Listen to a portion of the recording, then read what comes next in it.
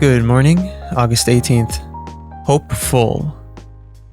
Let us hold fast the confession of our hope without wavering, for he who promised is faithful. Hebrews chapter 10, verse 23. Be honest. How often do you catch yourself feeling hopeful? Hope is one of those emotions that we seem to know more by its absence than by its presence. Not that it should be that way, but it often is. Even though you may not recall the last time you felt hopeful, you can probably remember the last time you felt hopeless. Hope, often taken for granted, is nothing more than rock-solid assurance that what God has said is true and that it will come to pass, even when there is nothing except His word to back up that hope. Hope is not dependent on circumstances. Seeing is not believing. Hoping is believing. Hope is the confidence that wells up as a result of our believing God. There's a fine line between the two, and the transition is almost imperceptible.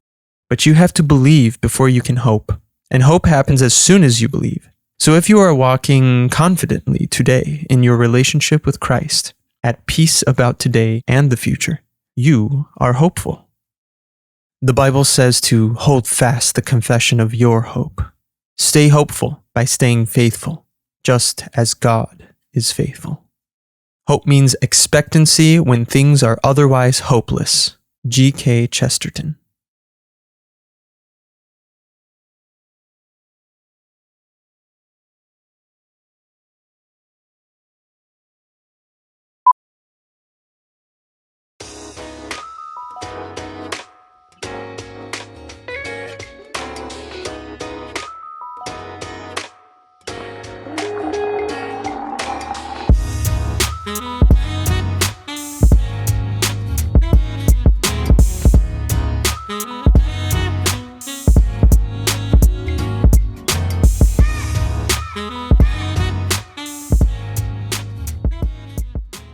Good evening. Don't despair.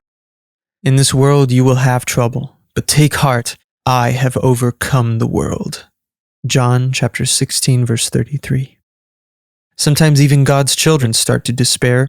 Has God turned his back on this ailing world of anarchy and chaos? Certainly not. God never abandons the work of his hands. It is still his world and he is still in control. In his good time, the light will break through. In Genesis chapter 42, we read about the calamities Jacob faced. The country was in the grips of the severest drought in living memory. His beloved wife, Rachel, died in childbirth, and he believed his favorite son, Joseph, was dead. On top of this, Simeon was a prisoner in Egypt, and his darling youngest son, Benjamin, was being taken from him.